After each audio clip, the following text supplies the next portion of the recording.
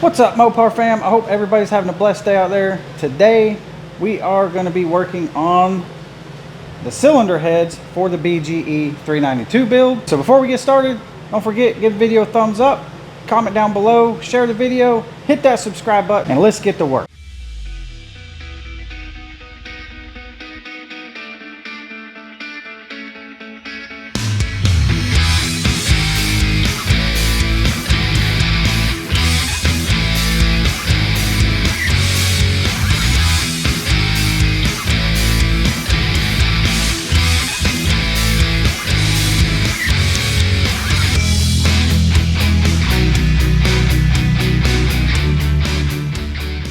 All right, so real quick, we're just gonna go over what all we got. Obviously, these are the stock BGE 392 cylinder heads, and the stock BGE heads are absolutely awesome. They are superior over pretty much all the other heads as far as strength goes, all the extra decking and webbing.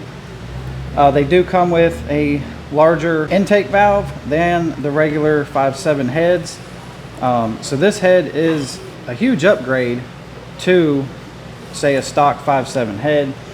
Also, the ports are much more cleaner and smoother than stock 5.7 heads like we had on Frostbite before.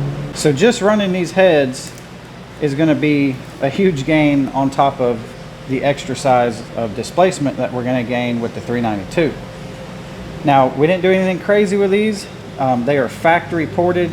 We did not port or do any head work. All we're doing is changing valves, and basically we had them sent out, we got them surfaced, cleaned up a little bit, and that's pretty much it. So for parts, we got factory MOPAR valve seals, which I definitely recommend. Do not use anything other than the factory MOPAR valve seals, and I'm telling you that because I learned the hard way. For the valves, as you can see, we got Manley performance valves. These are performance stainless steel valves. We got intakes and exhaust valves, all brand new stainless steel racing valves. And the reason that we are changing the valves is these are the factory BGE 392 valves that come stock in the heads. And per all the information that I find and what everybody says is these valves are actually hollow. The valve stems are hollow and they're sodium filled, which helps, you know, for cooling and stuff like that. But apparently a lot of people are afraid of them if you're going to run lots of boost or run them in a racing application. I'm not sure. I haven't heard of anybody actually breaking any of these valves, but I didn't want to take the chance, so we're going to upgrade them to some solid stainless steel racing valves from Manley. Next up, we got a set of PAC racing valve springs. We got these from FRP, Flying Ryan Performance, and these are basically drop-in springs for pretty much all the 6.4 engines. Doesn't require anything extra or special. You use the factory retainer washers that came underneath the factory spring.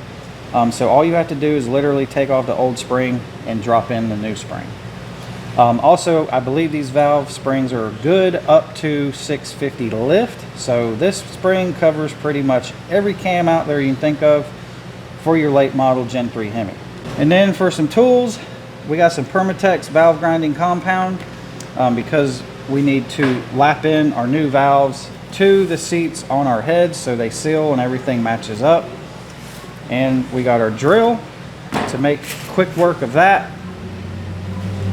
I'm gonna set the camera up and I'm gonna do one valve and just basically show you the process of assembling one valve in the chamber, and it will be the same deal for all 15 other valves. I'm not going to video all 16 of these because we'll be here all night and it's the same exact repetitive thing. So no sense in doing that and making an hour video doing the same thing over and over and over 16 times. So we're going to do one, and again, it'll be identical for the rest of them. Doesn't matter, intake, exhaust, whatever. There is one more thing I need to show you, and I almost forgot. This is the tool that we're going to use to do our valve springs with. This is the Powerhouse valve spring compressor for the HEMIs. This thing works with the heads off or on. You can use it both ways, and I've already been using it for other things and it works really good. So that's the tool we're going to use. You'll see that guy in action here in a second. Pretty cheap. I picked this thing up at Summit. I think it was like $100 somewhere in there, and it works, gets the job done. And the last thing I want to show you that we're going to use is we're going to try out this new Seymour original non-smudge aluminum finish rattle can to basically kind of just repaint our heads, make them look nice and new. So after we get the head fully assembled, we're gonna rattle can this head. I'm gonna put a valve cover on temporarily just to keep from painting the inside. We'll probably tape off our gasket mating surfaces, and we're basically just gonna be painting, you know, around the sides of the head more or less, and just trying to bring them back where they look nice and new on our new engine. But I sprayed some of this, and this stuff looks really legit, so I'm curious to see how it comes out, so stay tuned. Alright, so I got you guys set up right here. Hopefully we can see this pretty good. We're going to start with a exhaust valve, and basically the first step is we're going to take our compound, our valve lapping compound, we're going to put a little bit around the edge of the valve on the seat area.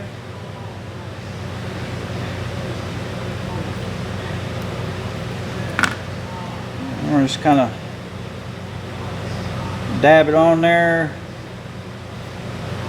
by hand.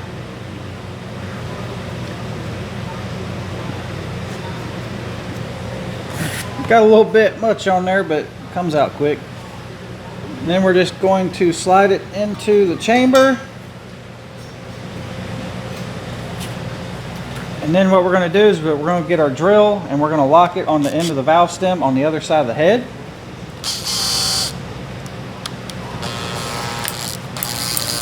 Like so.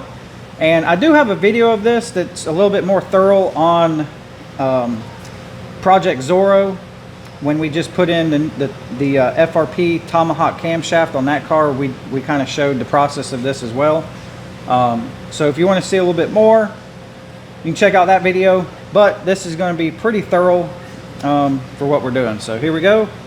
We're just going to keep it on a lower speed. And basically we're just kind of working that valve and grinding it into the seat.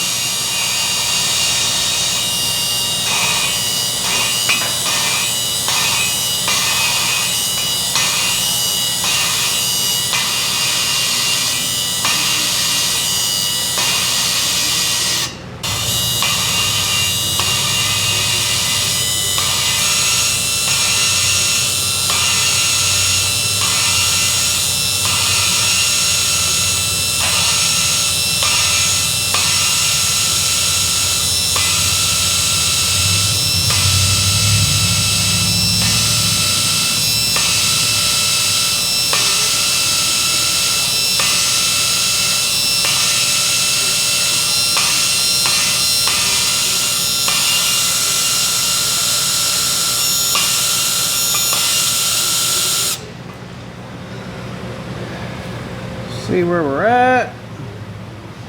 Looking pretty good so far.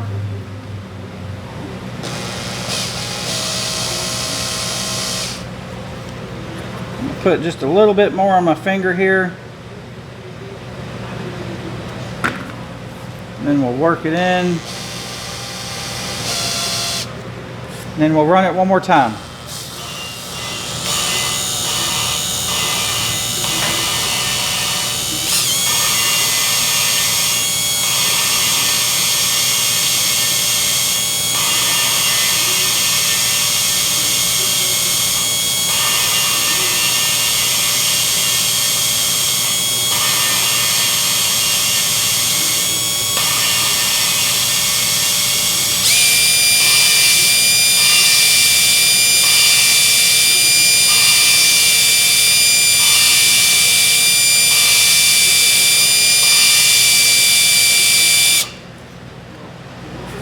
All right, should be good.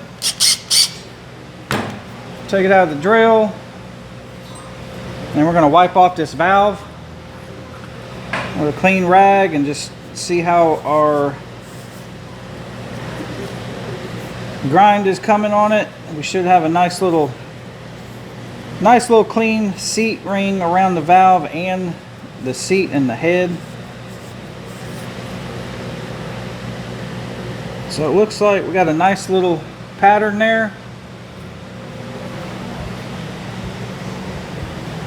See if you guys can pick this up a little better, but you can kind of see right there. You see that?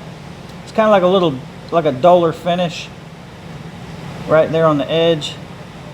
And basically all you're doing, you ain't got to go crazy. I mean, these are brand new valves, so all you're doing is seating them in to the valve seat on the head.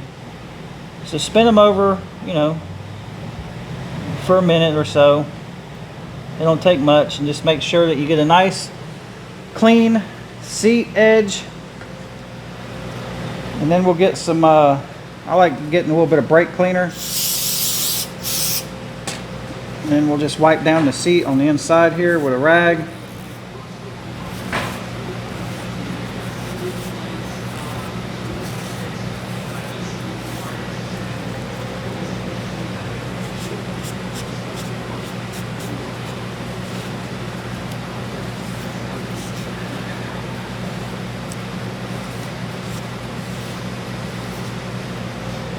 And then we'll check out the seat and the head. And it looks like she's looking pretty good. You kind of see the same thing. You see the duller ring next to the shinier ring right there. So that's our seat right there that the valve lapped into. So we're going to call that one good. So at this point, our next step is going to be installing a new valve seal. So we're going to get one out. And then I've found that a 12mm socket works pretty good to put on the face of the valve seat to tap it on. So normally what you do is you just kind of push this onto the head by hand, and then you can use a socket and a hammer to lightly tap it down until it fully seats. So we're going to start the valve seal on by hand, and then we're going to get our socket and lightly tap this down until it seats. And you can hear that little bit louder ting. It's fully seated. Don't have to beat it any harder than that. If you overdo it, you can end up collapsing or bending that seal. You don't want to do that, so just tap it down. You'll hear the metal change noises when you know it's fully seated, and then you're good to go. All right, so next step is going to be sliding our new valve into the chamber. And then what we're going to do with that is we're going to take a little bit of this Lucas assembly lube, and we're going to just lubricate just a little bit. You don't need a lot, just a tad. We're going to lube the shaft of the valve stem so that it comes through the seal easier. Plus, it'll have a little bit of lubrication on it for the valve guide in the head. For when we first start this thing, it won't be dry. So like I said, we're just going to get it lubed up a little bit, nothing crazy. And we're going to slide the stem through the head. And then what I like to do is I take my finger and I'll push on this seal as I work the valve stem through it, just to kind of help guide it through and it don't damage the seal or pop the spring off of the valve seal. And then there you have it. We got our valve stem coming all the way through. All right, now that we've done that, I'm going to change angles on you guys. So that's going to conclude the video today, guys. Just kind of wanted to show you the process of lapping in the new valves or your old valves if you need to do that to your own engine. Again, don't forget, give the video a thumbs up, comment down below, hit that subscribe button if you haven't subscribed yet. Stay tuned, we got a lot more coming on this build. As always, stay safe out there, enjoy what you're doing, guys. We'll see you on the next one.